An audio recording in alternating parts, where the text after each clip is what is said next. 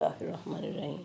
میں نے جہاں 2 نمبر لوگوں سے بہت سے سبق سیکھے ہیں، وہاں مجھے کچھ اچھے لوگوں سے بھی بہت سے خزانوں کے راز معلوم ہوئے۔ ان میں سے 10 کارآمد چیزیں صدقہ جاریہ کی نیت سے شیئر کر رہی ہوں۔ آپ ان سے اپنی زندگی کو آرام دہ اور فائدہ مند بنا سکتے ہیں اور شیئر کر کے اس نیکی کے حصے دار بن سکتے ہیں۔ جس گھر سے پرندوں، جانوروں اور چونٹیوں کو رزق ملتا رہے، اس گھر سے کبھی رزق ختم نہیں ہوتا۔ آپ آج تجربہ کر لیں۔ آپ پرندوں، بلیوں، کتوں اور چونٹیوں کو کھانا، دانہ اور پانی ڈالنا شروع کر دیں۔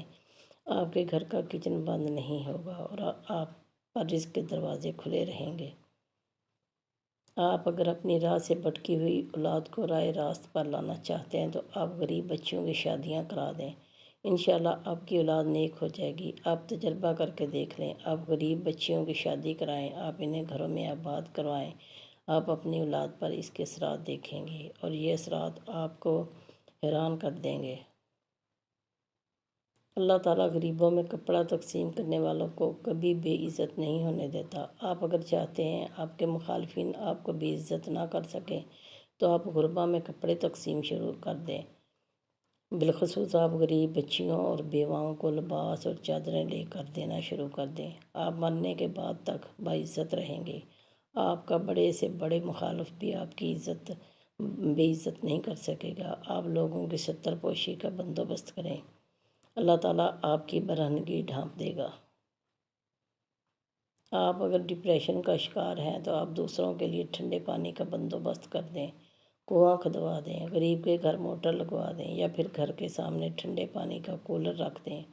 آپ کا ڈپریشن ختم ہو جائے گا، کیونکہ ڈپریشن آگ ہوتا ہے اور پانی ہر آگ کو بجھا دیتا ہے۔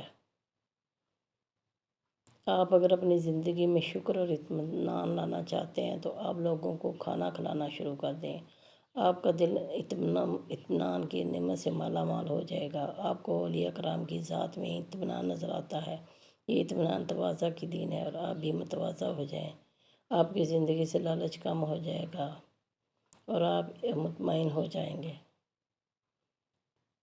آپ اگر صحت مند رہنا چاہتے ہیں تو آپ غربا کا علاج کرانا شروع کر دیں۔ آپ کی صحت امپروو ہو جائے گی۔ آپ اس کے بعد بھی جو دعا کھائیں گے وہ دوسرے مریضوں کے مقابلے میں آپ پر زیادہ اثر کرے گی۔ آپ جو بھی خوراک کھائیں وہ آپ پر زیادہ اثر کرے گی انشاءاللہ تعالی۔ آپ اگر دنیاوی مشکلات کا شکار ہیں تو اگر آپ استطاعت رکھتے ہیں، آپ کوئی گلی، کوئی سڑک بنوا دیں، اپنی گلی میں موجود رکاوٹوں کو ختم کرا دیں، لوگوں کی گزرگاہ آسان بنا دیں۔ اللہ تعالیٰ آپ کی ہر مشکل کا راستہ نکال دے گا۔ آپ کا ہر بند دروازہ کھل جائے گا انشاءاللہ تعالیٰ۔ وہ گھر جس کے صحن سے درخت کاٹ دیا جائے وہ گھر کبھی آباد نہیں رہتا۔ آپ جب بھی کسی گھر کو اجڑتا دیکھیں، آپ تحقیق کر کے دیکھ لیں، اس گھر کی بربادی درخت کاٹنے سے شروع ہوئی ہوگی۔ چنانچہ آپ کے گھر میں اگر کوئی پرانا درخت ہے تو آپ اسے ہرگز نہ کاٹیں۔ آپ کا گھر ہمیشہ آباد رہے گا انشاءاللہ۔ یہ وہ حقیقت ہے جس کی وجہ سے انبیاء اور اولیاء کرام پوری زندگی درخت لگاتے اور درختوں کی حفاظت کرتے رہے۔